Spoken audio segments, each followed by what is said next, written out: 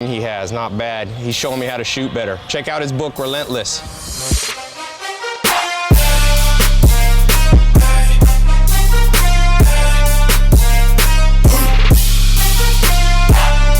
What do you think is the #1 thing you see recreational basketball players doing wrong?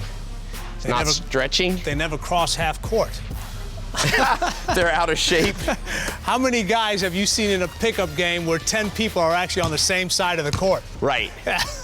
So just conditioning stuff. Yeah. I mean, people, it's just like anything else. They want to play offense. No one wants to play defense. They won't hustle back on defense yet. When they get the ball, they're sprinting down. Look, I'm open.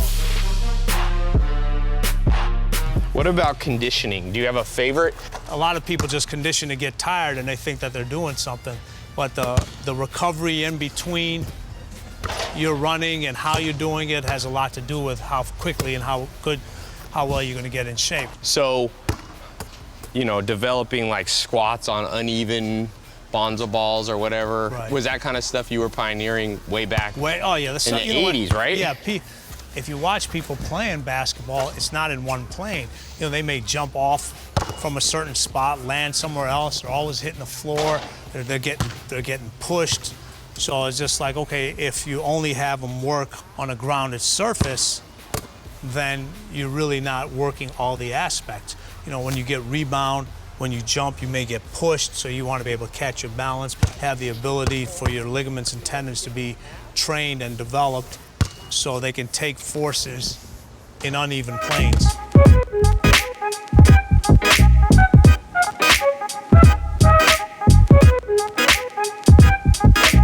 So what's the main trick for somebody increasing their vertical? People either think that it's only the legs, but you got to involve the whole body. You think of it like an accordion. An accordion is connected. When you take a spring, the farther you can pull it apart, and when you let go of it, the quicker it snaps together.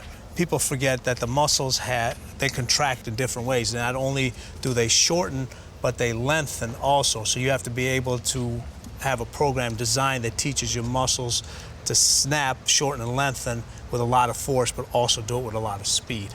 So you have to work different types of contractions when you're working out. People have a tendency to only work the shortening of the muscle. They don't have a tendency to work the lengthening of the muscle. What's an example of a lengthening exercise? A lengthening exercise, and you know, we talk about this in the book, in the jump attack. If you were to sit down and you were to hold a lunge position, so if you were to go down, okay, so if you would, right, and you were just to hold that position for anywhere from a minute to 3 minutes.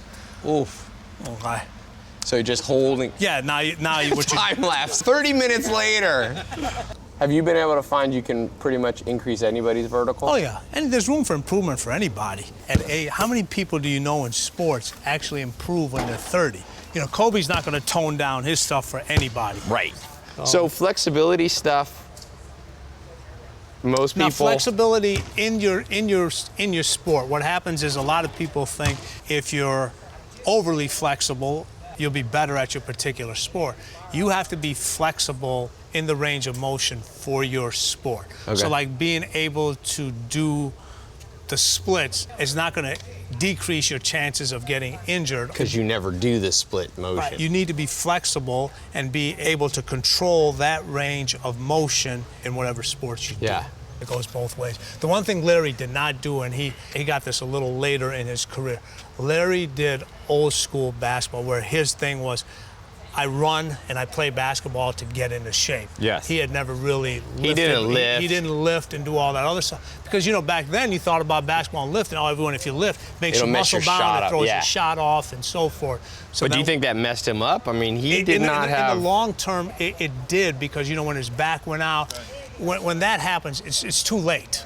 You just can't recover from it. And that's what we try to teach all the guys. The only way, if you have a proper program, you're not going to do if you're a basketball player, you can do MMA as part of your program, but that can't be your main. That can't be your main thing. If you're trying to be a cleaner or a top MMA person, you're not going to do a basketball routine. You can come in and shoot around and maybe mess around a little bit just to break up the monotony, but it can't be a thing. And a lot of people they start to replace instead of add on. Like you'll see people, whatever the latest craze is, they'll say, okay, this is what I'm going to do. You got a beautiful house here, right? But the bottom line is, if the foundation is not built correctly, it doesn't matter what you have inside. And what everybody wants to do now is they want to go to sexy. Right. And what I always tell them is that sexy can't cook. So what do I need to do better on my shot? Just think about this. When you shoot, okay, you want to try to put these two fingers and your thumb and elbow in the basket. If you make a shot and the ball comes back to you, that's a perfect shot. If you can hit it in the back of the rim, you don't have to chase the ball as much. It comes back to you. When you're that good, then you determine how you swish.